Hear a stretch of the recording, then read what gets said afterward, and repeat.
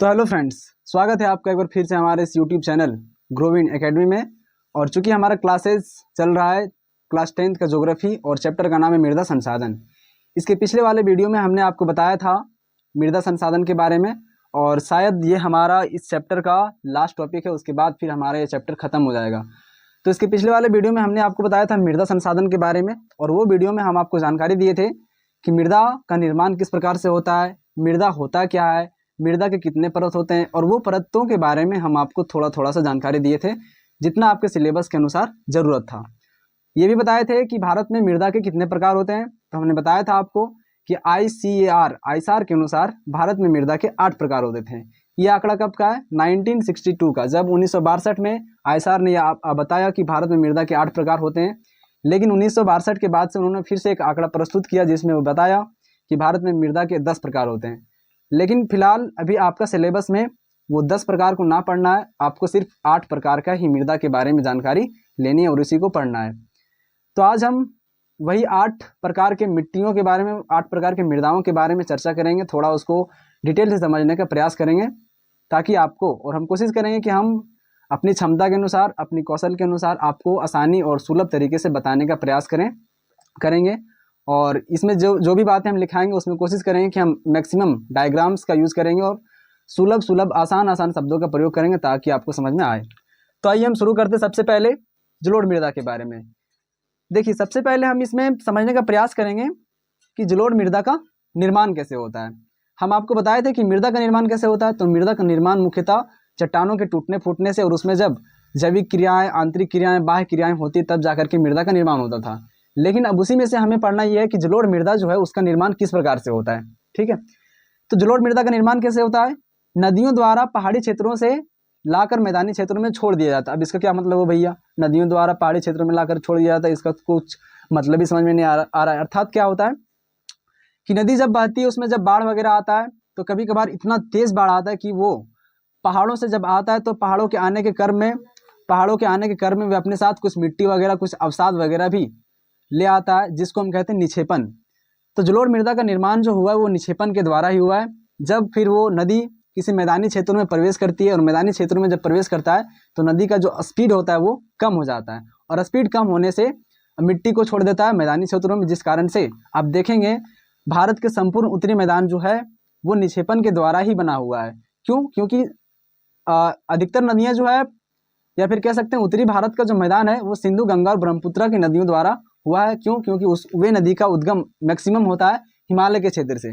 तो हिमालय के क्षेत्र से जब निकलता है तो निकलते के क्रम में उसका स्पीड, उसमें बहुत सारी सहायक नदियाँ मिलती है, और सहायक नदियाँ मिलने के कारण उसमें बहुत सारी अवसाद वगैरह, मिट्टी वगैरह भी जमा हो जाता है। और जब उसका आगमन, जब उसका प्रवेश मैदानी क्षेत्रों में होता है तब वहाँ पर उस मिट्टी को छोड़ देता है, जिस कारण से संपूर्ण उत्तरी भारत का मैदान जो है वो मृदा के निक्षेपण के द्वारा ही हुआ है।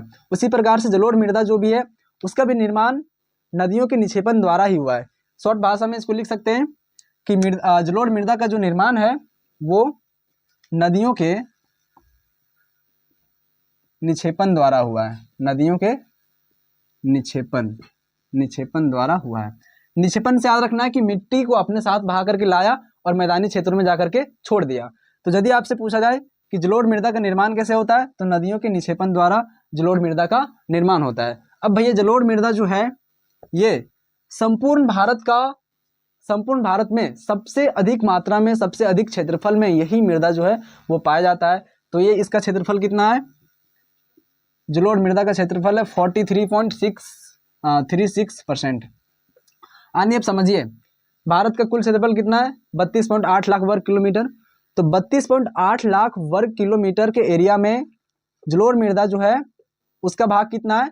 43.36%। यानी कि कह सकते हैं सबसे ज़्यादा यही मृदा भारत में पाई जाती है। ठीक है, ये मृदा जो होता है ये इसका उपजाऊ क्षमता जो होता है वो बहुत ज़्यादा होता है। ठीक है, इसका उपजाऊ क्षमता क्या होता है? अधिक होता है। दूसरी बात इसमें लिख सकते हैं कि जब इसमें बालू की मात्रा, अच्छा हम पूरी तरीके से लिख देते हैं ताकि आपको नोट्स बनाने में क्या हो, आसानी हो।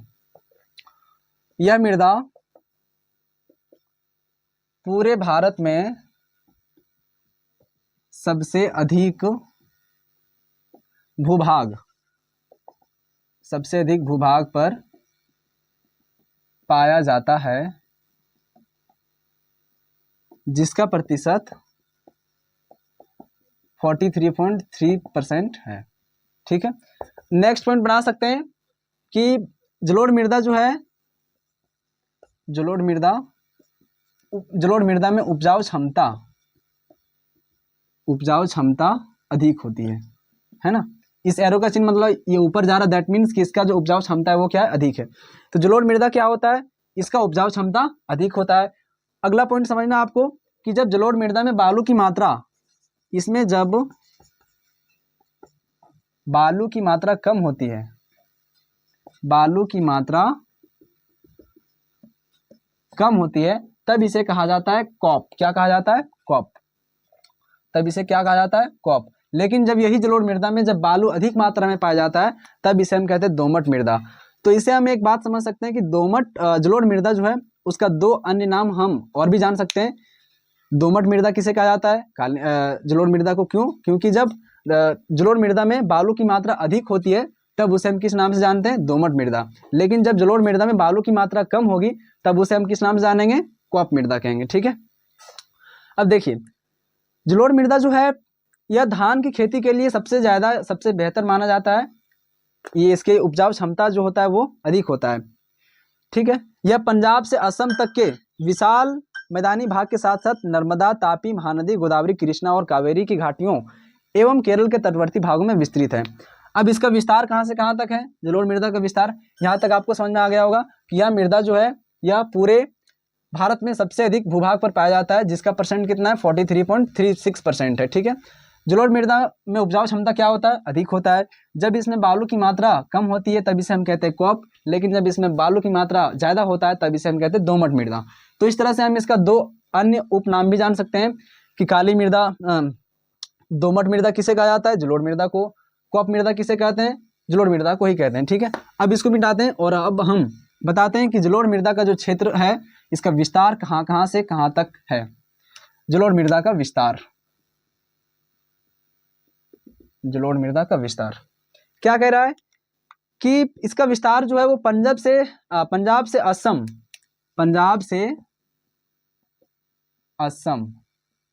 है ना, पंजाब से असम के विशाल मैदानी भाग के साथ साथ पंजाब और असम का जो मैदान है ये पूरा एकदम विशाल मैदानी भाग है ना। अब पंजाब देखेंगे तो पूरा मैदानी इलाका है, विशाल मैदानी भाग से लेकर के तापी नदी, नर्मदा नदी, महानदी, गोदावरी, कृष्णा और कावेरी, ताप्ती नदी, तापी, महानदी, नर्मदा, कृष्णा और गोदावरी, ये नदियों के साइड में भी यह मृदा पाया जाता है। तो महानदी कहाँ पर है, कृष्णा नदी कहाँ पर और गोदावरी नदी कहाँ पर है, ये तीनों नदियाँ जो है ये दक्षिण भारत में है। कहाँ पर है, दक्षिण भारत में है ना। तापी नदी जो है ये सूरत में है। नर्मदा नदी कहाँ पर है, ये नॉर्थ साइड में। ठीक है, तो अब जलोढ़ मृदा का विस्तार कहाँ से कहाँ तक हो गया, पंजाब तो हमारा उत्तर साइड में हो गया, ठीक है, उत्तर या फिर कह सकते हैं पश्चिम साइड में हो गया। असम जो हो गया ये हमारा पूरब साइड में हो गया। तो पश्चिम से लेकर के पूरब तक और पूरब, अच्छा इसको हम एक डायग्राम बनाते हैं, पहले एक नक्शा बनाने का हम प्रयास करते हैं ताकि आपको और बेहतर तरीके से समझ में आए, है ना। हम पहले एक भारत का नक्शा बनाते हैं, भारत का नक्शा।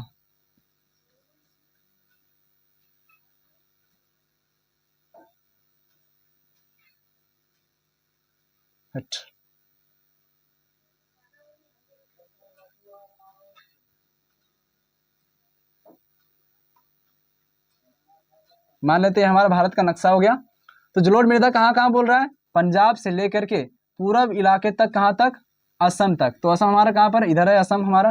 तो यहाँ से फिर असम से लेकर के फिर इधर दक्षिण साइड जो है इधर भी हमारा जलोढ़ मृदा पाया जाता है। तो एक तरह से कह सकते हैं यदि हम इसकी दिशा के अनुसार देखें, इसकी दिशा के अनुसार जब देखें तो जलोढ़ मृदा जो है ये पश्चिम से लेकर के उत्तर, पूरब और पूरब से लेकर के फिर दक्षिण तक ये पूरा फैला हुआ है, ठीक है। उसके बाद फिर है जलोढ़ मृदाओं का रंग हल्के धूसर और राख धूसर जैसा होता है। इसका रंग, निक्षेपण की गहराई, ये नहीं पढ़ना आपको, इसमें ज़्यादा आपको लोड देने की ज़रूरत नहीं है, ठीक है। तो सिंपली समझिए कि जलोढ़ मृदा जो है इसका फैलाव, इसका विस्तार कहाँ से कहाँ तक है, तो पश्चिम भारत या फिर उत्तर भारत से लेकर के पूरा भारत और पूरा भारत से लेकर के पूर्वी भारत से लेकर के दक्षिण भारत तक इसका पूरा फैलाव देखने को हमें मिलता है। जलोढ़ मृदा में जब बालू की मात्रा कम रहेगी तब उसको हम क्या कहते हैं? कॉप। जब बालू की मात्रा अधिक रहेगी तब उसको हम कहते हैं दोमट। जलोढ़ मृदा किस खेती के लिए उपयुक्त माना जाता है? तो धान की खेती के लिए। इसके अलावा गेहूं, मक्का, तिलहन, आलू इत्यादि के लिए भी ये अधिक उपजाऊ माना जाता है। ठीक है, जलोढ़ मृदा का क्षेत्र बता दिए कि संपूर्ण भारत का उत्तरी मैदान और तटीय मैदान में कौन सा मृदा पाया जाता है? जलोढ़ मृदा पाया जाता है। क्यों? क्योंकि जलोढ़ मृदा का निर्माण हमने आपको बताया कि नदियों के निक्षेपण द्वारा ही होता है। तो नदियों का निक्षेपण कहाँ अधिकतर होगा? तटीय मैदानों में होगा। और संपूर्ण उत्तरी मैदान जो है वो उसका उधर जितने भी नदियाँ निकलती है वो हिमालय तरफ से नदियाँ निकलती है, जिसका स्पीड क्या होता है? कम ज़्यादा होता है। और जब वो मैदानी का इलाके में पहुँचता है तो उसका स्पीड धीरे होने के कारण वो अपनी निक्षेपण में जो भी मिट्टी वगैरह लाता है उसको वहीं पर छोड़ देता है।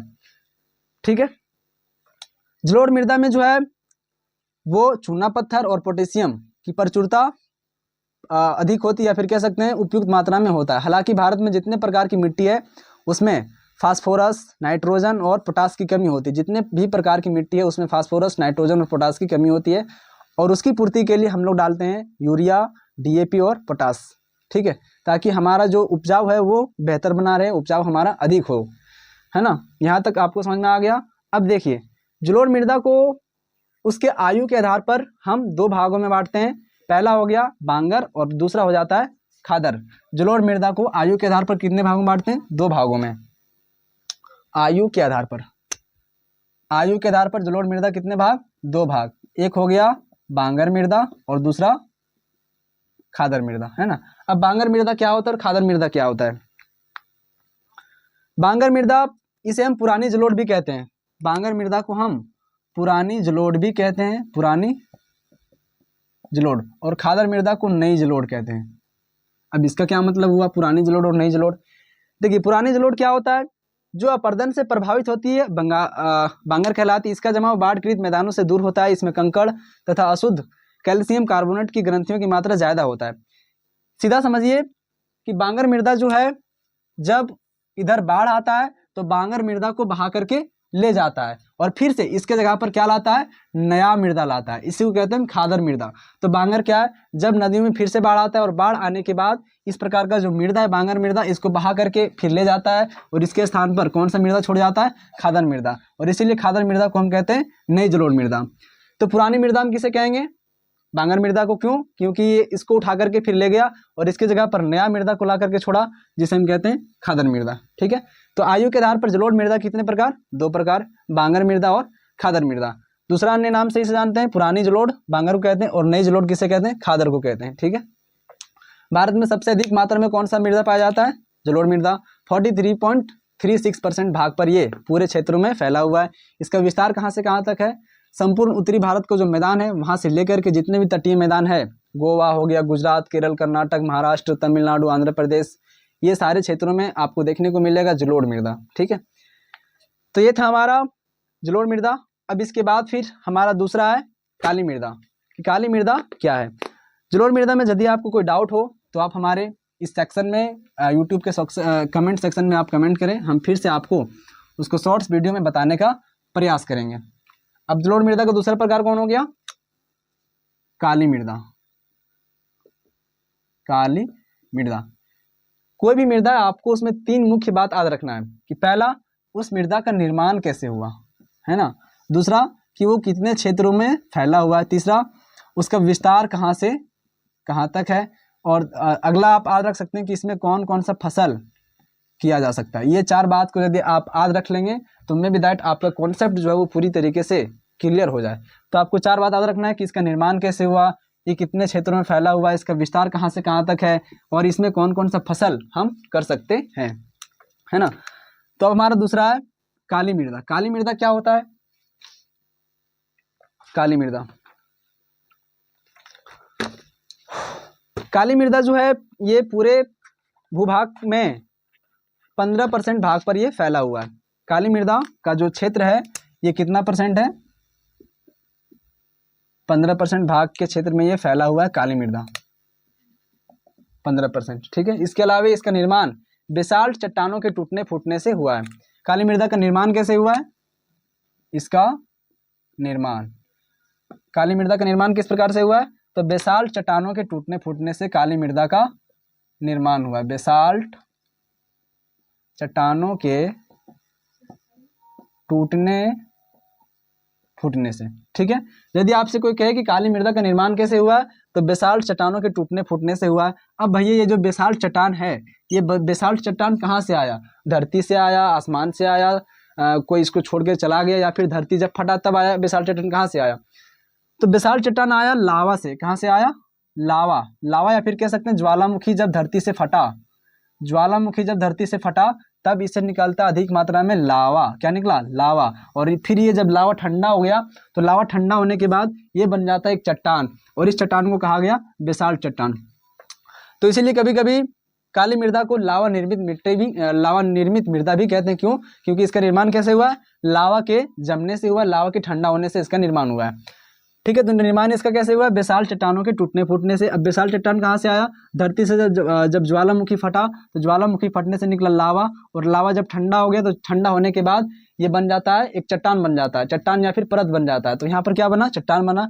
और फिर यही चट्टान के टूटने फूटने से फिर काली मृदा का निर्माण हुआ, ठीक है। तो सिर्फ आपको इतना रखना है कि काली मृदा का निर्माण बेसाल्ट चट्टानों के टूटने फूटने से हुआ है। बाकी आप 10th क्लास में, तो आपके दिमाग में इतना तो कॉमन सेंस होगा ही कि बेसाल्ट चट्टान कहाँ से आएगा? तो ज्वालामुखी जब फटता धरती से, तो उसे निकलता लावा, और फिर लावा जब ठंडा होता है तो वो बन जाता है एक चट्टान बन जाता है। वही चट्टान से बना है हमारा काली मृदा, ठीक है। काली मृदा का निर्माण कैसे हुआ है? बेसाल्ट चट्टानों के टूटने फूटने से हुआ है।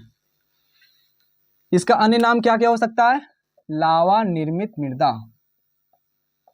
लावा निर्मित मृदा भी हम इसे कहते हैं। अभी इसके आगे और भी इसका बहुत सारा अन्य उपनाम भी आता है, तो धीरज बनाए रखें, हम सारी चीज़ों को कवर करने का कोशिश करेंगे।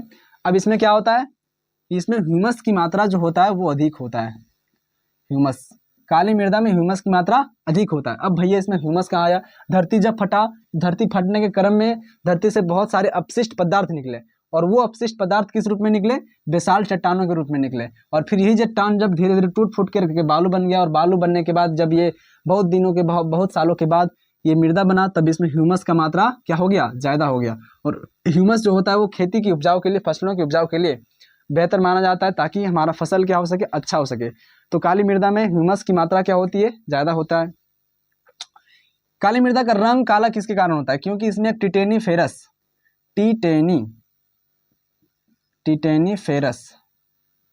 काली मृदा का रंग काला कैसे क्यों होता है? क्योंकि इसमें टिटेनीफेरस मैग्नेटाइड नामक एक रसायन पाया जाता है। यदि आपसे पूछा जाए कि काली मृदा का रंग काला किसके कारण होता है, तो काला होता है टिटेनीफेरस मैग्नेटाइड नामक एक रसायन पाया जाता है इस मृदा में, जो इस मृदा को काला बना देता है। तो जब हम बता रहे होते हैं तो कुछ ऐसी बातें होती जो हम बोर्ड पर नहीं लिखते हैं, वो बात को आपको डायरेक्टली आपको हम बताते हैं। तो ध्यान से आप सुना कीजिए, और उसको कॉपी में नोट पहले एक रफ टाइप में बनाते जाइए। उसके बाद फिर जब पूरा लेक्चर खत्म हो जाए तो फिर से आप उसको नोट्स बनाएं। तो कुछ बातें ऐसी होती है जिसको लिखा नहीं जाता है, बल्कि उसको प्रत्यक्ष रूप से डायरेक्टली आपको बोल देते हैं, ताकि आपका ध्यान यहाँ पर पूरी तरीके से रहे, और उसको अभी आप कोशिश करें कि कॉपी में नोट कर लें, ठीक है। जैसे कि अभी हमने बताया टिटेनीफेरस मैग्नेटाइड, इसको भी हमने डायरेक्ट लिख दिया टिटेनीफेरस मैग्नेटाइड। अब आपके दिमाग का बत्ती गुल हो गया होगा कि टिटेनीफेरस मैग्नेटाइड ये है क्या? कुछ नहीं, तो हम यहाँ पर लिखा नहीं है, सिर्फ लिखा टिटेनीफेरस मैग्नेटाइड।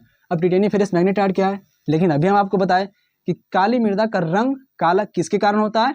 टिटेनीफेरस मैग्नेटाइड के कारण। तो हमने क्या कहा? काली मृदा का रंग काला किसके कारण होता है? तो क्या इस बात को हम यहाँ पर लिखें? नहीं लिखें। तो इसीलिए अपने साथ एक कागज और एक कॉपी और एक कलम लेकर के बैठें, और जो बातें हम यहाँ पर नहीं लिखते उसको आप अपनी कॉपी में नोट कर लें, ताकि आपका जो नोट्स है वो प्रॉपर तरीके से अच्छे से बन जाए, क्योंकि वही नोट्स जो है वो आपके लास्ट एग्जाम के टाइम में काम आने वाला है ना। तो काली मृदा का रंग किसके कारण होता है? टिटेनीफेरस मैग्नेटाइड एक रसायन पाया जाता है काली मृदा में, जो इस मृदा को काला बना देता है ना। इसमें लौह तत्व, काली मृदा में लौह तत्व और क्या क्या है? पोटास, लौह तत्व, पोटास, एल्युमिनियम इत्यादि जो है वो प्रचुर मात्रा में पाया जाता है, जो इसकी उपजाऊ क्षमता को थोड़ा सा बढ़ा देता है। हालांकि हम बताएं कि जितने भी प्रकार की मृदा भारत में पाई जाती है उसमें नाइट्रोजन, फास्फोरस और पोटास की कमी होता है, जिसको पूर्ति करने के लिए हम लोग क्या डालते हैं? यूरिया डालते हैं, डीएपी डालते हैं और पोटाश डालते हैं, है ना। तो काली मृदा में लोह तत्व उपयुक्त मात्रा में होता है, पोटास भी उपयुक्त मात्रा में होता है, और एल्युमिनियम भी जो होता है ये प्रचुर मात्रा में इसमें पाया जाता है। काली मृदा जो होता है इसमें नमी धारण करने की क्षमता अधिक होती है, जो गीली होने पर चिपचिपा हो एवं सूखने पर दरारें पड़ जाती है। देखिए, किसान जब धान लगाता है तो धान लगाने से पहले वो अपने खेत को पूरा एकदम कादो कादो कर देता है।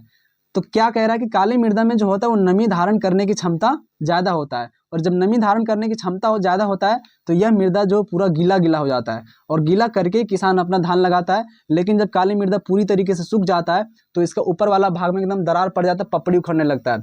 लेकिन फिर भी ये मृदा बहुत चतुर होता है, इसके अंदर में थोड़ा थोड़ा सा नमी होता है। भले ऊपर से देखने में ये लग रहा है कि ऊपर से सूख गया, ऊपर से पपड़ी उखड़ने लगता है, दरारें पड़ने लगती है, लेकिन अंदर में इस मृदा में थोड़ा सा नमी बचा हुआ रहता है। ठीक है, तो काली मृदा में क्या होता है, नमी धारण करने की क्षमता अधिक होती है, लेकिन जब यह सूख जाता है तो सूखने के कारण इसके ऊपरी वाले परत पर दरारें पड़ जाता है, पपड़ी जैसा हो जाता है, जिस कारण से इसमें हमें फिर से क्या लगता है कि पानी अब हमें देना पड़ेगा। लेकिन फिर भी इसके अंदर नीचे वाले भाग में पानी कुछ कुछ मात्रा में नमी होती रहता है ना।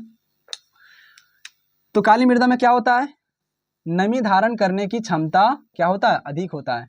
नमी धारण करने की क्षमता काली मृदा में अधिक होता है, और जब यह सूख जाता है तो सूखने के बाद इस मृदा से पपड़ी उखड़ने लगता है या फिर दरारें पड़ जाती है, जिससे हमें लगता है कि भैया अब हमारा खेत तो सूख गया, अब हमें क्या डालना चाहिए, इसमें पानी डालना चाहिए। लेकिन घबराने की बात नहीं है, इसके अंदर में भी नमी होता है जो फसल को थोड़ा सा और उसमें पानी वगैरह दे देता है। ठीक है, काली मृदा जो होता है इसमें हम कपास की खेती और गन्ना की खेती, अधिकतर ये बेहतर माना जाता है कपास की खेती के लिए। कपास की खेती के लिए काली मृदा में कपास की खेती अधिक होती है। क्यों?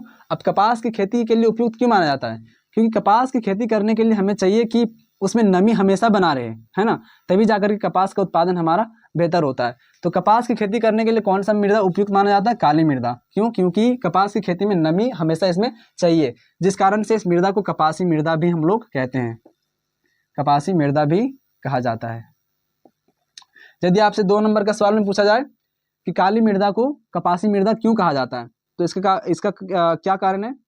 इसका मुख्य कारण है कि कपास जो है वो काली मृदा में ही बेहतर उसका उपजाऊ हो सकता है, या फिर काली मृदा कपास की खेती के लिए उपयुक्त माना जाता है, जिसके कारण से काली मृदा को कपासी मृदा हम लोग कहते हैं। तो इस बात को भी आप नोट कर लीजिएगा, नोट करके, कि काली मृदा को कपासी मृदा इसलिए कहा जाता है क्योंकि इस मृदा में कपास का उत्पादन अधिक होता है ना। इसके अलावा इसमें हम गन्ना का भी उत्पादन करते हैं। गन्ना का उत्पादन करने के लिए भी हमें क्या चाहिए? उसमें नमी चाहिए। और कपास तो हो ही गया, मोटे अनाज हो गया, तंबाकू के लिए भी उपयुक्त माना जाता है। इसके अलावा क्या क्या हो गया? कपास के अलावा इसमें हम गन्ना का उत्पादन कर सकते हैं, मोटे अनाज जितने भी ज्वार बाजरा वगैरह है, ये सारी चीज़ें का भी हम इसमें उत्पादन कर सकते हैं। तो गन्ना हो गया, मोटे अनाज हो गया, या फिर तंबाकू का भी हम इसमें उत्पादन कर सकते हैं। इस पूरी बात से स्पष्ट होता है कि ये सब का खेती करने के लिए हमें क्या चाहिए? काली मृदा चाहिए। और काली मृदा, या फिर कह सकते हैं इसका खेती बाड़ी करने के लिए चाहिए कि हमारा जो मिट्टी है उसमें हमारा हमेशा नमी थोड़ा मोड़ा रहे, ताकि हमारा जो फसल है उसका उत्पादन बेहतर हो सके। ठीक है, इसके अलावा काली मृदा का जो क्षेत्र है इसका विस्तार कहाँ कहाँ पर देखने को मिलता है? मध्य प्रदेश में हो गया, काली मृदा का विस्तार मध्य प्रदेश में हो गया, गुजरात में हो गया, और कहाँ कहाँ है? महाराष्ट्र में हो गया, महाराष्ट्र में हो गया, और उत्तरी कर्नाटक में हो गया, या फिर कह सकते हैं डायरेक्ट आप लिखिए कर्नाटक में, है ना। तो काली मृदा का जो विस्तार है, काली मृदा कहाँ कहाँ पर पाया जाता है? तो हो गया आपका मध्य प्रदेश हो गया, गुजरात हो गया, महाराष्ट्र हो गया, और कर्नाटक हो गया। लेकिन सबसे ज़्यादा कहाँ पर पाया जाता है? ये महाराष्ट्र में काली मृदा का रूप देखा जाता है कि सबसे अधिक मात्रा में महाराष्ट्र में ही काली मृदा पाई जाती है ना। यहाँ तक आपको समझ में आ गया होगा। थोड़ा सा एक बार इसको रिकॉल कर लेते हैं पीछे, कि काली मृदा को कपासी मृदा क्यों कहते हैं? क्योंकि काली मृदा में कपास की खेती उपयुक्त मानी जाती है, इसमें कपास की खेती बेहतर होता है। ये संपूर्ण भूभाग का कितना % भाग पर फैला हुआ है? 15% भाग पर ये पूरे क्षेत्रों में ये पाया जाता है। इसके अलावा काली मृदा का निर्माण कैसे हुआ? विशाल चट्टानों के टूटने फूटने से हुआ, जिससे क्या निकला? ह्यूमस निकला।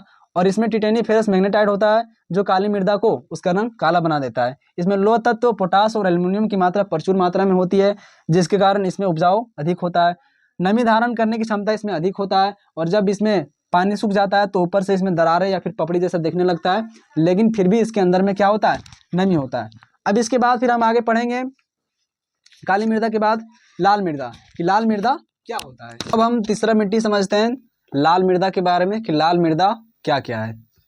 अभी तक हमने आपको दो मृदा बताया, लेटेराइट मृदा और काली मृदा। तीसरा मृदा हमारा है लाल मृदा, रेड सॉइल, है ना, लाल मृदा। इसमें भी हम पढ़ेंगे कि लाल मृदा का निर्माण कैसे होता है, यह कितने क्षेत्र में पाया जाता है, इसका विस्तार कहाँ से कहाँ तक होता है, इसमें कौन कौन सा खेती हम कर सकते हैं। तो सबसे पहले हम समझते हैं कि लाल मृदा का जो क्षेत्र है ये पूरे भूभाग का, पूरे भारत के भूभाग का 18% क्षेत्र पर यह पाया जाता है। और इसका निर्माण कैसे होता है, इसका निर्माण होता है कायांतरित शैलों के टूटने फूटने से। कायांतरित शैलों के टूटने फूटने से। अब कायांतरित शैल कहाँ से आया, कायांतरित शैल का भी निर्माण ज्वालामुखी के उद्गम से होता है, उसके लावा से होता है। कायांतरित शैल का भी निर्माण उसी से होता है ना। तो कायांतरित शैल में क्या होता है कि इसमें लोहा और सिलिका की मात्रा इसमें प्रचुर मात्रा होती है ना। कि लाल मृदा का निर्माण कैसे हुआ, कायांतरित शैलों के टूटने फूटने से लाल मृदा का निर्माण हुआ। ये पूरे भारत के कितने भूभाग क्षेत्र में पाया जाता है, 18% भूभाग पर। लाल मृदा में किसकी प्रचुरता होती है, तो लोहा और सिलिका की इसमें प्रचुर मात्रा में भरपूरता इसमें होती है ना। इस मृदा का लाल रंग लौह ऑक्साइड की उपस्थिति के कारण होता है। इसका लाल रंग किसके कारण होता है, तो इसमें एक रसायन होता है लौह ऑक्साइड के कारण ही लाल मृदा का रंग लाल होता है। यदि पूछा जाए कि लाल मृदा का रंग लाल किसके कारण होता है, तो उसमें क्या होता है, लौह ऑक्साइड नामक एक प्रकार का रसायन पाया जाता है जो उस मृदा को किस रंग में परिवर्तित कर देता है, लाल रंग में परिवर्तित कर देता है। इस मिट्टी का लाल रंग क्या बता दिए, लौह ऑक्साइड की उपस्थिति कारण, ठीक है। या फिर इसको कह सकते हैं कि इसमें एक और फेरिक ऑक्साइड, फेरिक को ही लोहा कहते हैं, इसका रासायनिक सूत्र है। तो लाल मृदा का रंग लौह ऑक्साइड के कारण होता है, या फिर इसी को कहीं कहीं फेरिक ऑक्साइड भी कहा जाता है। जब यह जल सोख लेती है तब यह पीली दिखाई देता है। और लाल मृदा जब जल को सोख लेती है तब इसका रंग कैसा हो जाता है, पीला हो जाता है। जब यह जल सोख लेती है तब इसका रंग जो है वो कैसा हो जाता है, पीला दिखाई देने लगता है, पीला। यानी कि लाल मृदा में जब हम पानी को डालते हैं, जब ये पानी को सोख लेती है तब इसका रंग कैसा हो जाता है, पीला हो जाता है। इसमें खनिज की मात्रा अधिक होती है। खनिज की मात्रा अधिक क्यों होती है, क्योंकि इसका निर्माण किस चट्टान से टूटने फूटने से हुआ, कायांतरित शैलों या फिर कायांतरित चट्टानों के टूटने फूटने से हुआ, जिसके कारण इसमें से लोहा और सिलिका की मात्रा भरपूर मात्रा में होता है, जिस कारण से इसमें खनिज भी क्या होता है, अधिक होता है। ये खेती के लिए ज़्यादा उपयुक्त नहीं माना जाता है, लेकिन फिर भी कुछ खेती जो है उसके लिए ये बेहतर माना जाता है। जैसे हो गया बाजरे की खेती। बाजरे की खेती के लिए लाल मृदा जो है वो 1 नंबर का मृदा माना जाता है। इसमें लाल मृदा में बाजरे की खेती बहुत अच्छे तरीके से इसका उपजाव किया जाता है। तो लाल मृदा में किस प्रकार की खेती होता है, बाजरे का खेती। बाजरे की खेती के लिए लाल मृदा एकदम उपयुक्त माना जाता है। इसका विस्तार कहाँ से कहाँ तक है, तमिलनाडु, आंध्र प्रदेश, नागालैंड, महाराष्ट्र और कर्नाटक, इतना को मिटा देते हैं। इसका विस्तार कहाँ से कहाँ तक है, इसका विस्तार तमिलनाडु, महाराष्ट्र, नागालैंड और आंध्र प्रदेश, है ना। कि लाल मृदा का विस्तार कहाँ से कहाँ तक है, तमिलनाडु में है, महाराष्ट्र में है, नागालैंड में है और आंध्र प्रदेश में और कर्नाटक में भी है। लेकिन सबसे ज़्यादा लाल मृदा का विस्तार तमिलनाडु में है और आंध्र प्रदेश में देखने को मिलता है। लाल मृदा का संरचना जो है यह चिक्कन होता है। लाल मृदा का संरचना किस प्रकार से होता है, चिकनी होता है और इसमें बालू की मात्रा अधिक होता है। गेहूं, कपास, दलहन इत्यादि के लिए भी यह उपयुक्त माना जाता है, लेकिन सबसे ज़्यादा उपयुक्त हम किसके लिए बताएं, बाजरे की खेती के लिए लाल मृदा बहुत ही बेहतर माना जाता है, क्योंकि उसका उत्पादन उसमें बहुत बढ़िया होता है ना। तो मुख्य रूप से इसमें इतना ही बात है कि लाल मृदा जो है इसका क्षेत्र पूरे भारत के भूभाग के कितने क्षेत्र में ये होता है, 18% पूरे भूभाग के क्षेत्र में ये पाया जाता है। इसका निर्माण कैसे होता है, इसका निर्माण कायांतरित शैलों या फिर कायांतरित चट्टानों के वियोजन या वियोगठन यानी कि टूटने फूटने से होता है। कायांतरित चट्टान के टूटने फूटने से लाल मृदा का निर्माण होता है। लाल मृदा का रंग लाल किसके कारण होता है, फेरिक ऑक्साइड या फिर लौह ऑक्साइड के कारण लाल मृदा का रंग लाल होता है। लाल मृदा जब पानी को सोख लेती है तब उसका रंग कैसा हो जाता है, उसका रंग तब हो जाता है पीला। किस खेती के लिए लाल मृदा सबसे उपयुक्त माना जाता है, तो वो है हमारा बाजरे की खेती के लिए लाल मृदा सबसे अधिक उपयुक्त माना जाता है। इसके अलावा इसमें और भी खेती कर सकते हैं, गेहूं हो गया, कपास हो गया, दलहन की खेती आदि वगैरह जो भी होगी, जितने भी प्रकार के दाल वगैरह हम उगाते हैं वो सारी खेती के लिए भी लाल मृदा उपयुक्त माना जाता है ना। इसमें क्या क्या प्रचुरता होता है, इसमें लोहा और सिलिका की मात्रा जो होता है इसमें प्रचुर मात्रा में देखने को हमें मिलता है। किस मृदा में, लाल मृदा में। इसीलिए लाल मृदा को हम कभी कभी पीली मृदा भी कह देते हैं, इसमें कोई दिक्कत नहीं है, तो इसमें घबराना नहीं है, ठीक है। अब इसके बाद हमारा आता है लेटेराइट मृदा। तो इन सारी चीज़ों को आप वन शॉट में याद रख सकते हैं, है ना, कि आप ऑब्जेक्टिव सब्जेक्टिव से ही निकलता है ऑब्जेक्टिव, आप इस बात का भी ध्यान रखें। तो यदि आप सब्जेक्टिव का कॉन्सेप्ट आपका अच्छे से क्लियर है तो ऑब्जेक्टिव समझने में, ऑब्जेक्टिव को पढ़ने में, ऑब्जेक्टिव को याद करने में आपको उम्मीद के साथ कह सकता हूं कि आपको कोई प्रकार का दिक्कत होने वाला नहीं है। इसीलिए हमारे इस लेक्चर को देखें, इसका प्रॉपर नोट्स बनाएं और लेक्चर के साथ साथ हम जो बात यहाँ पर बताते हैं उसको भी नोट्स करने का भी प्रयास करें, ताकि आपका जो सब्जेक्टिव का कॉन्सेप्ट है और सब्जेक्टिव के साथ साथ ऑब्जेक्टिव का जो कॉन्सेप्ट है वो भी आपको बेहतर तरीके से बिल्ड हो जाए और घबराने की इसमें कोई बात नहीं रहेगी। अब इसके बाद फिर हमारा आता है मृदा का चौथा प्रकार, लेटेराइट मृदा, है ना। अभी तक हमारा 3 प्रकार का मृदा हो गया है, जलोढ़ मृदा, काली मृदा और लाल मृदा। अब हम आपको बताते हैं तीसरा मृदा का प्रकार तीसरा, लेटेराइट मृदा, सॉरी 4 प्रकार, लेटेराइट मृदा, है ना, कि लेटेराइट मृदा के बारे में अब हम जानेंगे। इसमें भी हम जानने का प्रयास करेंगे कि इसका निर्माण कैसे होता है, ये कितने क्षेत्रफल में ये फैला हुआ है, ये इसका विस्तार कहाँ से कहाँ तक होता है, इसमें हम कौन कौन सा खेती कर सकते हैं। तो लेटेराइट मृदा जो है ये पूरे भारत के भूभाग का 3.70% भाग पर यह फैला हुआ है। और इसका निर्माण कैसे होता है, लाल मृदा का निर्माण किस प्रकार से हुआ, तो लाल मृदा का निर्माण होता है, इसका निर्माण निच्छालन द्वारा होता है। इस विधि में तेज वर्षा के कारण मिट्टी के छोटे छोटे कण भूमि के अंदर घुस जाते हैं, जिससे यह भूमि ऊपर से पथरीली दिखाई देने लगता है। अब निच्छालन क्या होता है, निच्छालन को हम कहते हैं अपर्दन, मिट्टी का एक जगह से कट करके दूसरे जगह पर जाना, उसे हम कहते हैं अपर्दन। तो लाल मृदा का निर्माण लेटेराइट मृदा का निर्माण कैसे होता है, तो लेटेराइट मृदा का निर्माण होता है अपर्दन के द्वारा। और अपर्दन में क्या होता है, मिट्टी जो है एक जगह से कट करके दूसरे जगह पर चला जाता है, लेकिन यहाँ पर कुछ उल्टे तरीके से हो रहा है। यहाँ पर क्या होता है, जब वर्षा तेज मात्रा में होती है तो तेज वर्षा होने के कारण मिट्टी के जो छोटे छोटे कण होते हैं वो भूमि के अंदर दब जाते हैं और ऊपर से जो जमीन है वो कैसा दिखाई देने लगता है, पथरीला दिखाई देने लगता है। हालांकि ये भी एक मृदा का अपर्दन का ही रूप है, लेकिन उस मृदा के मान लेते हैं एक मिट्टी है जो यहाँ से कटा और कट करके चला गया दूसरी जगह पर, तो ये भी मृदा अपर्दन ही है, इसको भी हम निच्छालन नहीं कहेंगे। लेकिन यहाँ पर जो दूसरा तरीका बता रहा है उसमें क्या बता रहा है कि जब तेज वर्षा होती है, जब भारी वर्षा होती है तो मिट्टी का जो ऊपर में छोटा छोटा कण होता है वो वर्षा के कारण जब पानी फिर अंदर सोख जाता है तो पानी के साथ साथ मिट्टी का छोटा छोटा कण भी भूमि के अंदर चला जाता है, और जिस कारण से भूमि ऊपर से कैसा दिखाई देने लगता है, पथरीला दिखाई देने लगता है। ये भी एक मृदा का ही अपर्दन है, क्योंकि इसमें क्या हुआ, इसमें भी तो मिट्टी का अपर्दन हुआ, मिट्टी ऊपर से कहाँ गया, नीचे गया, तो ये भी तो भूमि का एक अपर्दन का ही रूप है। तो इसमें आपको सीधा सा बताना है कि मृदा का निर्माण कैसे हुआ, जो लेटेराइट मृदा का निर्माण। तो लेटेराइट मृदा का निर्माण कैसे हुआ, इसका निर्माण निच्छालन विधि द्वारा हुआ, निच्छालन या फिर इसी को कहते हैं हम अपर्दन। इसमें आपको याद रखना है, अपर्दन में क्या होता है कि मिट्टी का कटाव एक जगह से दूसरे जगह पर हो जाता है, यानी कि एक जगह से कटा और दूसरी जगह में जाकर के वो बैठ गया, इसी को कहते हैं निच्छालन, ठीक है। अब इसमें कौन कौन सा खनिज तत्व है जो इसमें प्रचुर मात्रा में पाया जाता है, तो इसमें भी लोहा है और एल्युमिनियम, लोहा और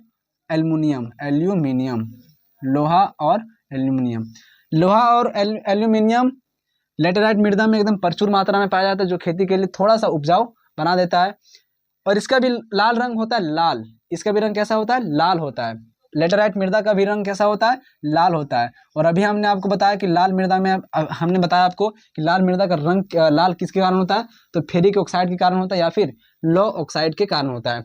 तो इसका भी रंग लाल होता है, लौ ऑक्साइड के कारण ही इसका रंग लाल होता है, लौ ऑक्साइड। लेटेराइट मृदा का भी रंग कैसा होता है, लाल होता है, किसके कारण होता है, क्योंकि इसमें लौ ऑक्साइड नामक का एक रसायन पाया जाता है जो मृदा को लाल रूप में परिवर्तन कर देता है। इस मिट्टी में बगानी खेती जैसे मसाला, चाय, काजू, कॉफी इत्यादि का उत्पादन ज़्यादा होता है। लेटेराइट मृदा में कौन कौन सा खेती होता है? बगानी खेती। कौन सा खेती? बगानी खेती। अब भैया बगानी खेती क्या होता है? तो बगानी खेती में क्या होता है कि वहाँ पर हम चाय का उत्पादन करते हैं। चाय हमारा किस प्रकार का खेती है? एक बगानी खेती है। कॉफ़ी, कॉफ़ी कैसा खेती है? बगानी खेती है। मसाला, मसाला कैसा खेती है? बगानी खेती है। काजू, कहवा वगैरह ये जितना भी चीज़ें हैं, ये सारी चीज़ें हम इसको बगानी खेती कहते हैं। तो लाल मृदा में लेटेराइट मृदा में किस प्रकार का खेती किया जाता है? तो लेटेराइट मृदा में बगानी खेती होता है। इसमें हम बगानी खेती करते हैं। और बगानी खेती में कैसा खेती हो गया? मसाला का हो गया जैसे, है ना, चाय का, कॉफ़ी का, काजू का, ये सारी खेती किस प्रकार की खेती का उदाहरण है? बगानी खेती का। तो इसमें आप पॉइंट बना कर लिख सकते हैं कि लाल मृदा में अधिकतर बगानी खेती किया जाता है, जैसे मसाला, चाय, कॉफ़ी, काजू इत्यादि। ठीक है। इसका विस्तार केरल में अधिक है, जिस कारण से इसे मसालों का राज्य भी कहा जाता है। कि लेटेराइट मृदा का विस्तार सबसे ज़्यादा कहाँ देखने को मिलता है? केरल में देखने को मिलता है। और जब केरल में लेटेराइट मृदा का विस्तार सबसे ज़्यादा है, तो इसी कारण से केरल को मसालों का राज्य भी कहा जाता है। तो मसालों का राज्य भारत में किसे कहा जाता है? केरल को। क्यों? क्योंकि यहाँ पर लेटेराइट मृदा अधिक होता है, लेटेराइट मृदा की जो मात्रा है वो अधिक होता है। और लेटेराइट मृदा में हमने आपको बताया कि लेटेराइट मृदा में हम अधिकतर बगानी खेती करते हैं। तो केरल जो राज्य है, यहाँ पर बगानी खेती में मसाला का जो खेती है वो सबसे ज़्यादा होता है, जिस कारण से केरल को हम मसालों का राज्य भी कह देते हैं। इसमें किसी प्रकार का कोई दिक्कत या घबराने वाली बात नहीं है। तो हमको उम्मीद है कि आपको लेटेराइट मृदा का कॉन्सेप्ट जो है वो अच्छे से क्लियर हो गया होगा। अब थोड़ा इसको हम एक बार रिकॉल करने की कोशिश कर लेते हैं, ताकि आपके दिल और दिमाग में, आपकी जुबान में बेहतर तरीके से, एकदम प्रॉपर तरीके से बैठ जाए। लेटेराइट मृदा पूरे भारत के कितने क्षेत्रफल में पाया जाता है? तो 3.70% पर यह पाया जाता है। इसका निर्माण कैसे होता है लेटेराइट मृदा का? निच्छालन या फिर अपर्दन की प्रक्रिया द्वारा। अब निच्छालन क्या होता है? निच्छालन को ही हम अपर्दन कहते हैं। और अपर्दन में क्या होता है? मिट्टी का कटाव एक जगह से शुरू होता है और दूसरी जगह पर जाकर के वो बैठ जाता है, इसको हम कहते हैं निच्छालन। लेकिन यहाँ पर दूसरी प्रक्रिया चलता है। यहाँ पर क्या होता है? भूमि के ऊपर जो मिट्टी के छोटे छोटे कण होते हैं, वो वहाँ पर जब तेज बारिश होती है, तेज वर्षा होती है, तो भूमि का जो ऊपर वाला छोटा छोटा कण होता है वो दब जाता है नीचे, और जिस कारण से ऊपर से वो जमीन जो है वो कैसा दिखाई देने लगता है? एकदम पथरीला दिखाई देने लगता है। ठीक है। लाल मृदा में, लेटेराइट मृदा में लो ऑक्साइड के कारण लेटेराइट मृदा का रंग कैसा दिखाई देता है? लाल। कि लेटेराइट मृदा का रंग भी लाल दिखाई देता है, किसके कारण? क्योंकि इसमें लो ऑक्साइड नामक का एक तत्व या फिर रसायन पाया जाता है, जिसके कारण लेटेराइट मृदा का रंग लाल दिखाई देता है। लेटेराइट मृदा का विस्तार सबसे ज्यादा कहाँ पर है? केरल में। और चूंकि केरल में है, तो हम लेटेराइट मृदा में किस प्रकार का खेती करते हैं? बगानी खेती करते हैं। और बगानी खेती में कौन सा खेती? जैसे मसाला, चाय, कॉफी, काजू, ये सब कैसा खेती है? बगानी खेती। तो केरल में लेटेराइट मृदा का मात्रा सबसे अधिक है, जिस कारण से केरल में मसाला का उत्पादन ज्यादा होता है। और इस कारण से हम केरल को मसालों का राज्य भी कह देते हैं भारत का। कोई इसमें घबराने वाली बात नहीं है। तो ये था हमारा लेटेराइट मृदा। अब इसके आगे वाला हमारा है मरुस्थलीय मृदा, या फिर पहले हम पढ़ते हैं इसको मरुस्थलीय मृदा ही पढ़ते हैं, उसके बाद फिर हम कुछ दूसरा जो मृदा है उसको हम पढ़ने का प्रयास करेंगे। मरुस्थलीय मृदा, इसमें आपको ज़्यादा पढ़ने की ज़रूरत नहीं है, क्योंकि इसमें कुछ खास आपको देखने को मिलता नहीं है। मरुस्थलीय मृदा क्या होता है, इसको अभी हम बताने का प्रयास करते हैं। सबसे पहले इसको मिटाते हैं, तब तक आप ये जो लिखा है इसको आप नोट कर लें या फिर रिकॉल करने का प्रयास करें। तो शायद ये मृदा का 5वां प्रकार है मरुस्थलीय मृदा। 5वां प्रकार मरुस्थलीय मृदा। मरुस्थलीय मृदा, मरुस्थलीय क्या होता है कि जहां पर खाली बालू ही बालू पाया जाता है, उससे हम कहते हैं मरुस्थलीय मृदा। जैसे राजस्थान में कौन प्रकार का मृदा पाया जाएगा? मरुस्थलीय मृदा। क्यों? क्योंकि वहां पर सबसे ज्यादा क्या है? बालू है, तो जिस कारण से वहां पर मरुस्थलीय मृदा देखने को मिलता है। मरुस्थलीय मृदा जो है ये पूरे भारत के भूभाग पर 4.42% क्षेत्र में ये फैला हुआ है मरुस्थलीय मृदा। तो भाई ये भारत में मरुस्थलीय कहाँ पर है? तो हमको देखने को मिलता है राजस्थान में, और एक देखने को मिलता है गुजरात के कच्छ की खाड़ी के साइड में देखने को मिलता है। वहां पर भी हमें कुछ कुछ मरुस्थल देखने को मिलता है ऊपर वाले क्षेत्रों में, है ना। तो इसका निर्माण कैसे हो गया? सबसे पहले समझे कि इसका जो क्षेत्र है वो कितना है भारत में, 4.42% क्षेत्र पर ये फैला हुआ है। अब इसका निर्माण कैसे हुआ, तो इसका भी निर्माण चट्टानों के टूटने फूटने से हुआ या फिर नदियों द्वारा लाए गए मिट्टियों से हुआ, लेकिन नदी वहाँ पर तो आएगा नहीं, तो इसका निर्माण कैसे हुआ, मुख्य रूप से चट्टानों के टूटने फूटने से हुआ, जो किस रूप में रह गया, बालू के ही रूप में रह गया, वो मिट्टी के रूप में नहीं बदल पाया, तो जिस कारण से वहाँ पर क्या होता है, मरुस्थलीय मृदा पाया जाता है। अब मृदा को बालू चट्टानें जब टूटती फूटती है तब वो पहले बनता है बालू का छोटा छोटा कण। अब छोटा छोटा कण में क्या होता है, बहुत सारी आंतरिक बाह्य क्रियाएं होती है, जल उसमें जाता है, हवा जाता है, वायु वगैरह बहुत सारी चीज़ें आती है, तब जाकर के वो हजारों लाखों करोड़ों साल के बाद मृदा का रूप लेता है। लेकिन मरुस्थलीय मृदा क्या होता है, यहाँ पर पानी वगैरह नहीं जा पाता है, जिस कारण से यह मृदा मिट्टी में नहीं बदल पाता है, और मिट्टी में नहीं बदलने के कारण यह मृदा बालू में ही रह जाता है, जिस कारण से इसे हम मरुस्थलीय मृदा भी कह देते हैं। ठीक है, तो इसमें क्या होता है, नमी की मात्रा इसमें क्या होता है, कम होता है। अब भैया नमी की मात्रा कम कैसे होगा, जब हम पानी देंगे ही नहीं तो ये नमी तो कम ही रहेगा। जब पानी हम इसमें जाएगा, मरुस्थल में पानी कहाँ से जाएगा, मरुस्थल में पानी कहाँ से जाएगा, कोई आएगा एक ट्रैक्टर लेके आएगा जाके मरुस्थल में उड़ेल देगा, होगा, उतना पानी दे भी नहीं पाएगा, पूरा समुद्र सुखा देगा, पूरा अपने गांव का जो तालाब है उसको भी सुखा देगा, लेकिन तैयो पानी वहाँ पर नहीं दे पाएगा। तो इस कारण से इसमें क्या होता है, नमी की मात्रा कम होता है। ये पूरी तरीके से डिपेंड रहता है कि आज बारिश होगा, कल बारिश होगा, आज बारिश होगा, कल बारिश होगा, परसों बारिश होगा, तब कुछ जाकर के हमारा जो मिट्टी है उसमें हमारा थोड़ा मोड़ा नमी आएगा, लेकिन दूसरा बारिश होता ही नहीं जल्दी मरुस्थलीय भाग में, तो जिस कारण से इसमें नमी धारण करने की क्षमता क्या होता है, कम होता है ना। या फिर कह सकते हैं इसमें जल सोखने की भी क्षमता क्या होती है, कम होती है। जल सोखने की क्षमता भी क्या होता है, इसमें कम होता है। मरुस्थलीय मृदा में नमी धारण करने की क्षमता तो कम है ही, लेकिन जल सोखने की भी क्षमता इसमें क्या होता है, कम होता है। क्यों, क्योंकि बालू इसमें क्या है, अधिक मात्रा में है। इस प्रकार की मृदा में हम खेती बाड़ी नहीं कर सकते हैं। अब भैया बालू में कौन खेती होगा, बालू में कोई खेती होगा, नहीं होगा, लेकिन फिर भी कुछ कुछ खेती होता है जो हो जाता है, जैसे मोटे अनाज जितने भी है वो अधिकतर इसमें हो जाता है, जैसे बाजरा हो गया, ज्वार हो गया, सरसों की खेती हो गया, गेहूं वगैरह जी, ये सब जो है ये मोटे अनाज का उदाहरण है। ये हमारा मरुस्थलीय मृदा में हो जाता है, लेकिन उसका भी उत्पादन उतना नहीं हो पाता है जितना वो अन्य मिट्टियों में हो जाता है। ठीक है, मरुस्थलीय मृदा की एक खास बात है कि यहाँ पर कुछ विशेष प्रकार की वनस्पति के प्रजाति पाए जाते हैं, जैसे खजूर। खजूर आपको सबसे ज्यादा देखने को मिलेगा कहाँ पर, मरुस्थल में ही देखने को मिलेगा। नागफनी एक प्रकार का वनस्पतीय पौधा है, ये भी आपको देखने को मिलेगा यहाँ पर। बबूल का जो पेड़ होता है, बबूल, ये भी आपको मरुस्थलीय मृदा में देखने को मिलेगा। और जितने भी आपको कटीली कटीली झाड़ियाँ देखने को मिलती है, वैसी झाड़ियाँ जिसमें कांट होता है, जिसको जोबेंगे तो जबा जाएगा, तो वैसी झाड़ियाँ जिसमें क्या होता है, कांट होता है, वे प्रकार के पौधे जो है वो अधिकतर आपको मरुस्थलीय मृदा में देखने को मिलता है। ठीक है, तो इसमें कौन कौन सा वनस्पति पाया जाता है, अधिकतर खजूर हो गया, नागफनी हो गया, बबूल हो गया, और कटीली झाड़ियाँ जो है वो अधिकतर मरुस्थलीय मृदा में ही देखने को मिलता है। इसका विस्तार कहाँ से कहाँ तक है, राजस्थान। अभी बताए कि राजस्थान जो है वो अधिकतर पूरा एकदम मरुस्थल से ढका हुआ है, वहाँ पर थार मरुस्थल है। जो भारत का सबसे बड़ा मरुस्थल है कौन है, थार मरुस्थल। भारत का सबसे बड़ा मरुस्थल कौन है, थार मरुस्थल। ये कहाँ पर है, राजस्थान। तो राजस्थान का जो थार मरुस्थल है वो भी एक कैसा मरुस्थलीय किस प्रकार की मृदा का उदाहरण है, तो वो एक मरुस्थलीय मृदा का उदाहरण है, थार मरुस्थल।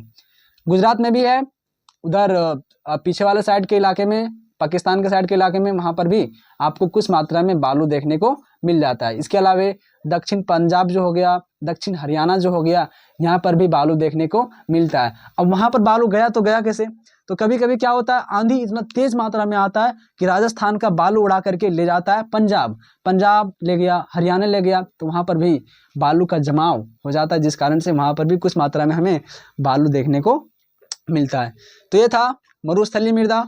इसको हम थोड़ा वन शॉट के रूप में पढ़ने का प्रयास करते हैं, एक बार बैक की ओर रिकॉल करने का प्रयास करते हैं, ताकि आपके दिल दिमाग जुबान में अच्छे तरीके से बैठ जाए। पहला क्या हो गया कि यह पूरे भूभाग के क्षेत्र में कितना % भाग पर है, 4.42% के क्षेत्र में ये फैला हुआ है। कौन, मरुस्थलीय मृदा। इसमें नमी धारण करने की क्षमता क्या होता है, अधिक होता है, कम होता है। जल सोखने की क्षमता भी इसमें क्या होता है, कम होता है। यह खेती के लिए उपयुक्त नहीं माना जाता है, खेती के लिए उपयुक्त या नहीं माना जाता है। ठीक है, इसमें कौन कौन से प्रकार के वनस्पति पाए जाते हैं, अधिकतर खजूर हो गया, नागफनी हो गया, बबूल हो गया, और कटीली झाड़ियाँ जो भी है, ये सारी चीज़ें आपको अधिकतर देखने को मिलेगा। कहाँ पर आपको देखने को मिलेगा, मरुस्थलीय मृदा में। खजूर का उत्पादन सबसे ज़्यादा कहाँ पर होता है, तो मरुस्थलीय मृदा में ही होता है। ठीक है, तो ये था मृदा का 5वां प्रकार, मरुस्थलीय मृदा। अब इसके आगे वाले हमारा है पर्वतीय मृदा। पर्वतीय मृदा में भी आपको ज़्यादा कुछ पढ़ने की ज़रूरत नहीं होती है, थोड़ा सा इसके बारे में जानकारी रखनी है ताकि हमारा जो कॉन्सेप्ट है वो गड़बड़ाए नहीं। कुछ कुछ तो पढ़ना ही पड़ेगा जितना आपके सिलेबस में दिया गया है। तो अब हमारा मृदा का 6ठा रूप है पर्वतीय मृदा। पर्वतीय मृदा, जैसा कि इसके नाम से ही पता चल रहा है कि पर्वतों में जो मृदा पाई जाती है, पर्वतों में पाए जाने वाली मृदा को हम क्या कहते हैं? पर्वतीय मृदा कहते हैं। मरुस्थलीय मृदा क्या था कि मरुस्थल में पाए जाने वाली मृदा को हम मरुस्थलीय मृदा कहते थे। तो पर्वतीय मृदा क्या हो जाएगा कि पर्वतों में पाए जाने वाली या फिर पर्वतीय क्षेत्रों में पाए जाने वाली मृदा को हम पर्वतीय मृदा कह देते हैं। ठीक है, तो पर्वतीय मृदा क्या है कि यह कितने क्षेत्रफल में फैला हुआ है? तो ये पूरे भारत के भूभाग का 5.5% क्षेत्र में ये फैला हुआ है पर्वतीय मृदा। यह मृदा हिमालय की घाटियों में ढलानों पर 2700 से 3000 मीटर की ऊंचाई के बीच के भागों में पाई जाती है। यह मृदा कहाँ पर होता है? तो हिमालय का जो घाटी है, जहाँ जहाँ पर हिमालय का विस्तार है, हिमालय घाटी जहाँ जहाँ पर है वहाँ पर 2700 से 3000 के मीटर की ऊंचाई पर 3000 मीटर की ऊंचाई पर पर्वतीय मृदा देखने को मिलता है। ठीक है, कि पर्वतीय मृदा कहाँ पर देखने को मिलता है? तो जहाँ जहाँ पर हिमालय का विस्तार है, जहाँ जहाँ पर हिमालय घाटी है, वहाँ पर 2700 से लेकर के 3000 मीटर की ऊंचाई तक हिमालय पर्वतीय मृदा हमें देखने को मिलता है। यह अत्यधिक कठोर होता है जिस कारण वनस्पति का अभाव होता है। और पर्वतीय मृदा क्या होता है? यह बहुत ही कठोर होता है जिस कारण से इसमें वनस्पति का क्या होता है? अभाव होता है। अब कठोर होने का मतलब हो सकता है मे बी दैट इसमें क्या हो, बहुत अधिक मात्रा में चट्टान वगैरह हो, पत्थर वगैरह हो, पहाड़ वगैरह हो, है ना। तो जब चट्टान वगैरह अधिक होगा तो क्या इसमें कोई वनस्पति उगना संभव होगा? इसमें खेती बाड़ी कर पाएंगे? बिल्कुल नहीं कर पाएंगे, ये असंभव है पूरी तरीके से। ठीक है, तो पर्वतीय मृदा क्या होता है? कठोर होता है जिस कारण से इसमें क्या होता है? वनस्पति वगैरह का जो मात्रा है वो बहुत ही कम होता है। क्या होता है? बहुत ही कम होता है, और इसमें हम खेती बाड़ी भी नहीं कर सकते हैं। अब ठीक है भैया, जब इसमें हम खेती बाड़ी नहीं कर पाएंगे तो कुछ तो करेंगे, उसका तो कुछ यूज होगा ही। तो इसके अलावा हम इसमें कर सकते हैं सेब की खेती। क्या कर सकते हैं? सेब की खेती, नाशपाती की खेती कर सकते हैं, चाय की खेती कर सकते हैं, बहुत सारा खेती कर सकते हैं। लेकिन बहुत सारा हम नहीं कहेंगे, हम कहेंगे कि इसमें नाशपाती, चाय और सेब की खेती जो है इसको हम यहाँ पर कर सकते हैं। इसमें कोई प्रकार का दिक्कत नहीं है। यहाँ पर कुछ खास प्रकार के वनस्पति पाए जाते हैं, कुछ खास प्रकार के पेड़ पौधे पाए जाते हैं। जैसे देवदार का जो पेड़ है वो कहाँ पर देखने को मिलेगा आपको? पर्वतीय मिट्टी में ही, पर्वतीय क्षेत्रों में ही देखने को मिलेगा। चीड़ का जो पेड़ है वो भी आपको कहाँ पर देखने को मिलेगा? पर्वतीय मिट्टी में ही देखने को मिलेगा। ये सब पेड़ जो है ना, इसका लंबाई ज़्यादा होता है, और लंबाई जिस पेड़ का ज़्यादा होता है वो अधिकतर आपको देखने को मिलेगा पर्वतीय मिट्टी में ही आपको देखने को मिलेगा। सखुआ का जो पौधा होता है, सखुआ का जो पेड़ होता है वो अधिकतर आपको कहाँ पर देखने को मिलेगा? जहाँ पर पर्वत होता है, जहाँ पर पहाड़ होता है, जहाँ पर चट्टान वगैरह या फिर कह सकते हैं जहाँ पर पत्थर वगैरह ज़्यादा होता है, वहीं पर इस प्रकार का पेड़ देखने को मिलता है। ठीक है, तो खास करके इसमें इतना ही था। थोड़ा इसको हम वन शॉट के रूप में ऑब्जेक्टिव के तौर पर इसको पढ़ लेते हैं ताकि आपके दिल, दिमाग और जुबान में पूरी तरीके से फिट हो जाए। याद रखना है, दिल, दिमाग, जुबान तीनों में आपका चलना चाहिए। क्या हो गया कि पर्वतीय मृदा भारत के भूभाग के कितने क्षेत्र में पाया जाता है? 5.50%। हिमालय घाटी के 2700 से 3000 मीटर की ऊंचाई पर यह स्थित होता है। पर्वतीय मृदा क्या होता है? अत्यधिक कठोर होता है, और अत्यधिक कठोर होने के कारण इसमें वनस्पति क्या होता है? कम होता है ना। इसमें हम सेब की खेती कर सकते हैं, नाशपाती की खेती कर सकते हैं और चाय की खेती कर सकते हैं। अब देखिए ये जो बन गया, ये हमारा बन गया एक खिचड़ी। क्या बन गया? खिचड़ी बन गया, है ना।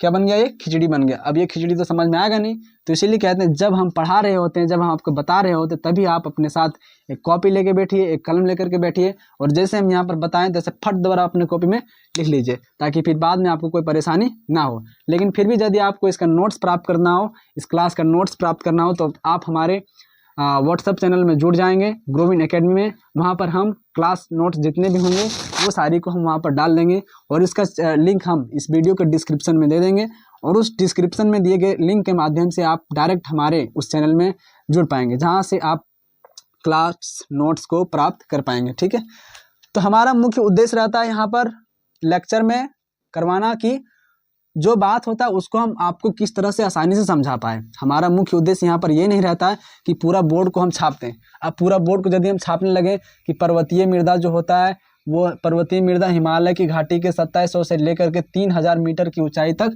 पाया जाता है, जिसमें यह मृदा अत्यधिक कठोर होने के कारण यह मृदा क्या होता है, यह मृदा में वनस्पतियों का अभाव होता है।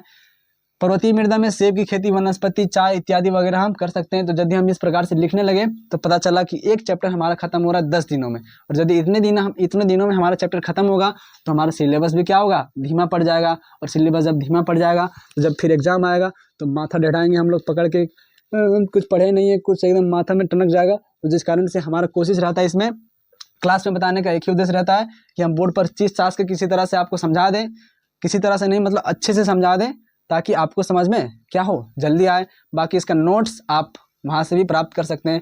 याद करने का एक तरीका भी होता है कि यदि हम इसमें हम कुछ मुख्य शब्दों का यूज करते हैं और उसी मुख्य शब्दों की सहायता से आप पूरे सेंटेंस को बना पाएं, जिससे आपका क्या होता है, राइटिंग स्किल डेवलप होता है। और यदि आप अपनी सहायता से अपने से आंसर राइटिंग करते हैं तो आपका जो याद रखने का जो पावर है, कैपेसिटी है, वो और अधिक बढ़ जाता है। ठीक है, तो आप कोशिश करें कि हम यहाँ पर जो छोटी छोटी बातें लिखते हैं उसी की सहायता से आप समझने का प्रयास करें और उसी की सहायता से आप आंसर राइटिंग भी करें, ताकि आपका जो याद रखने का तरीका है, याद रखने का जो कैपेसिटी है वो क्या बन जाए, मजबूत बन जाए। तो आगे हम चलते हैं। पर्वतीय मृदा के बाद दलदली मृदा। दलदली मृदा, दलदलीय मृदा क्या है, ये 7वां है क्या, 7वां दलदली मृदा।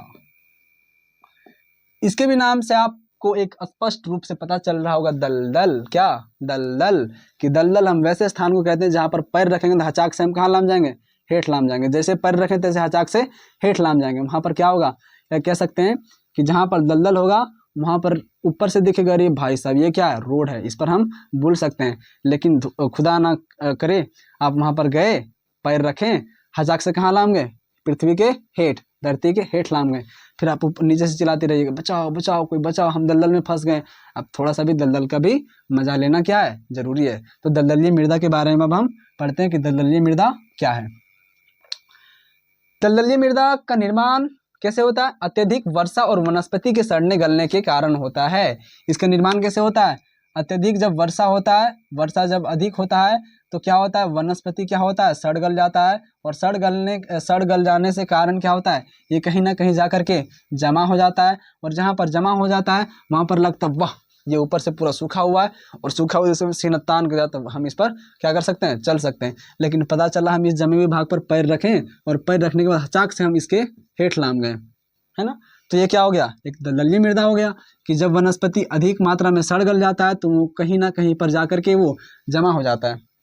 ये मृदा हिमालय की इसका निर्माण कैसे होता है, अत्यधिक वर्षा और वनस्पति के सड़ने के कारण इसका निर्माण होता है। आप घरों में अपने आसपास के सड़कों पर देखते होंगे कि कुछ सड़क ऐसे होते हैं, कुछ जगह ऐसे होते हैं जो ऊपर से सूखा हुआ लगता है, लेकिन एक्चुअल में उसके अंदर में बहुत पानी होता है। उसके अंदर में क्या होता है, गड्ढा अधिक होता है, जिस कारण से जब कभी हम लोग पैदल जा रहे होते, चाहे साइकिल से जा रहे होते, चाहे 2 चक्का गाड़ी से जा रहे होते, तो लगता है कि यहाँ पर सूखा हुआ हम इस पर आसानी से जा सकते हैं। लेकिन जब 2 चक्का गाड़ी से जा रहे होते हैं तो वहाँ पर जाने के बाद 2 चक्का गाड़ी का जो आगे वाला पोर्शन है वो सीधा हेठ लाम जाता है, ऐसे हिल जाता है। तो वहाँ पर हमारे साथ क्या होता है, धोखा हो जाता है। तो वही क्या है, वो भी क्या एक प्रकार का दलदलीय मृदा है ना। तो दलदलीय मृदा का निर्माण कैसे हुआ इसका निर्माण, अत्यधिक वर्षा और वनस्पति के सड़ने के कारण दलदलीय मृदा का निर्माण होता है। आप इसको यदि लिखना चाहे तो आप लिख सकते हैं कि दलदलीय मृदा का निर्माण अत्यधिक वर्षा और वनस्पति के सड़ने के कारण होता है। दलदलीय मृदा का निर्माण, दलदलीय मृदा में क्या होता है, ह्यूमस। दलदली मृदा में ह्यूमस जो होता है वो अधिक मात्रा में होता है, ह्यूमस। अब भैया इसमें ह्यूमस कहाँ से आया, तो ह्यूमस इसमें आया वनस्पति से। वनस्पति क्या होता है, जितने भी सड़े गले जीव जंतुओं के अवशेष होते हैं उसको हम कहते हैं ह्यूमस। लेकिन वनस्पति क्या होता है, पेड़ पौधों का सड़ा हुआ गला भाग जो होता है वो कहते हैं वनस्पति, पेड़ पौधों का रूप। ठीक है, तो वनस्पति से क्या आ गया, इसको ह्यूमस आ गया।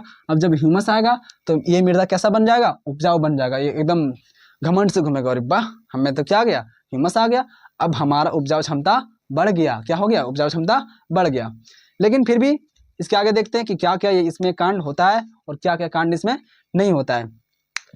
ये मिट्टी काली, भारी और अत्यधिक अम्लीय होती है, जिस कारण धान की खेती के लिए यह उपयुक्त होता है। बड़का बवाल कर दिया। क्या कहा कि यह मिट्टी जो होता है वो काला रंग का होता है। क्या कैसा रंग का होता है? काला रंग का होता है। काला रंग के होने के साथ साथ यह मिट्टी का वजन जो होता है वो ज़्यादा होता है, और वजन ज़्यादा होने के साथ साथ इसमें अम्ल की मात्रा क्या होता है? ज़्यादा होता है। और ये तीनों गुण जब इसमें मिल जाता है तब कहता है भैया अब तुम हमें क्या कर सकते हो? धान की खेती कर सकते हो। धान की खेती इसमें हम कर सकते हैं। किसमें? दलदली मृदा में। क्या कहा कि इसमें दलदली मृदा का रंग कैसा होता है? काला होता है। काला होने के साथ साथ यह क्या होता है? भारी होता है। भारी जब हो गया तो इसमें अम्ल की मात्रा ज़्यादा हो गया। ये तीनों गुण जब मिल गया तो दलदली मृदा को घमंड हो गया और कहा कि अब हमें 3 गुण मिल गया है, जिस कारण से आप हमें क्या कर सकते हो? धान की खेती कर सकते हो। तो दलदली मृदा में भी हम धान की खेती कर सकते हैं। इसका विस्तार कहाँ से कहाँ तक है दलदली मृदा का? तो इसका विस्तार हमें देखने को मिलता है केरल में। कहाँ पर? केरल में देखने को मिलता है इसका विस्तार। इसके अलावे उत्तराखंड हो गया और वेस्ट बंगाल हो गया। दलदली मृदा का विस्तार कहाँ से कहाँ तक है? केरल में हो गया, अधिकतर उत्तराखंड में और वेस्ट बंगाल में देखने को मिलता है। बस हो गया। तो ये था भैया हमारा दलदली मृदा। क्या कौन सा मृदा? दलदली मृदा। और ये था हमारा मृदा का 7वां रूप दलदली मृदा। इसको हम वन लाइनर के रूप में एक बार पढ़ने की कोशिश करते हैं। सबसे पहले क्या हो गया? क्या हो गया सबसे पहले इसमें कि इसमें अत्यधिक मात्रा में क्या होता है? वनस्पति होता है। और वनस्पति जब क्या होता है कि इसका सबसे पहले समझते हैं कि इसका निर्माण कैसे हुआ। तो जब अत्यधिक मात्रा में क्या होता है? वर्षा होता है। और वर्षा जब होता है तो वनस्पति क्या होता है? कहीं ना कहीं जा करके जम जाता है, और जमने के कारण क्या होता है? ये सड़ गल जाता है, और सड़ने गलने से फिर ही दलदली मृदा का निर्माण होता है। अब जब वनस्पति सड़ गल गया तो इससे निकला इसमें ह्यूमस, और ह्यूमस अधिक होने के कारण यह मृदा बन जाता है उपजाऊ। क्या बन जाता है? उपजाऊ बन जाता है। इस मृदा का रंग कैसा होता है? काला होता है। काला होने के साथ साथ ये मृदा भारी होता है। भारी होने के साथ साथ इसमें अम्ल भी क्या होता है? ज़्यादा होता है, जिस कारण से ये बन जाता है घमंडी। और घमंडी होने के कारण ये कहता है भैया हमें 3 गुण मिल गया, जिसके कारण से अब हम इसमें क्या कर सकते हैं? धान की खेती इसमें हम कर सकते हैं। इसका विस्तार कहाँ से कहाँ तक है? केरल में हो गया, उत्तराखंड में हो गया और वेस्ट बंगाल में दलदली मृदा का रंग, दलदली मृदा का विस्तार हमें देखने को मिलता है। तो ये था हमारा दलदली मृदा। अब मृदा का लास्ट हमारा है लवणीय मृदा। कौन सा मृदा? लवणीय मृदा। मिटा दें इसको, यदि आप लिखना चाहे तो कुछ लिख नहीं पाएंगे, इसीलिए हम जो बात बकें, आपको जो प्रवचन सुनाए, जो कथा आपको सुनाए, हम उस कथा को आराम से बैठ करके एक जगह एकांत स्थान में बैठ करके अच्छी तरीके से सुने, और उसको अपना झोला पोथी निकाल करके अपनी पोथी में लिखने का प्रयास करें, हमारी कथा का, हमारी प्रवचन को। अब हमारा लास्ट मृदा का रूप है लवणीय मृदा। कौन सा मृदा? लवणीय मृदा का 8वां रूप लवणीय मृदा। लवणीय मृदा, ठीक है। लास्ट है हमारा। हड़बड़ाना नहीं है और गड़बड़ाना नहीं है, क्योंकि हड़बड़ी में क्या हो जाता है? गड़बड़ी हो जाता है। तो धीरज बनाए रखें, आराम से इसको भी हम पढ़ने का प्रयास करेंगे। जब मिट्टी की प्रकृति क्षारीय हो जाती है और उसमें नमक की मात्रा बढ़ जाती है तो भैया उसे हम कहते हैं लवणीय मृदा। कौन सा मृदा? लवणीय मृदा। अब मिट्टी क्षारीय बनेगा कैसे? मिट्टी क्षारीय बनता कैसे है? जब हम मिट्टी में अधिक मात्रा में सिंचाई करते हैं, जब फसलों में पानी हम अधिक मात्रा में ओरी बोरी डालने लगते हैं, तब मिट्टी का जो गुण होता है वो धीरे धीरे बदलने लगता है, और बदल करके उसमें नमक की मात्रा ज़्यादा हो जाता है। और नमक की मात्रा जब ज़्यादा हो जाता है तो मिट्टी का प्रकृति, उसका जो संरचना है, उसका जो प्रवृत्ति है वो बदल जाता है, धीरे धीरे क्षारीय में बदल जाता है ना। कि जब हम लवणीय मृदा में इसका निर्माण कैसे हुआ कि जब मिट्टी की प्रकृति क्षारीय होती है। मिट्टी की प्रकृति क्या होती है? मृदा का प्रकृति कैसा होता है? क्षारीय होता है। कैसा होता है? क्षारीय होता है। मृदा की प्रकृति क्या कैसा होता है? क्षारीय होता है। और उसमें जब नमक की मात्रा क्या होती है? बढ़ जाती है, तब यह मृदा जो है वो क्षारीय से किस में बदल जाता है? लवण में बदल जाता है। किस में बदल जाता है? लवण में। और लवण में बदलना मतलब वो किस में चेंज हो जाता है? नमक में।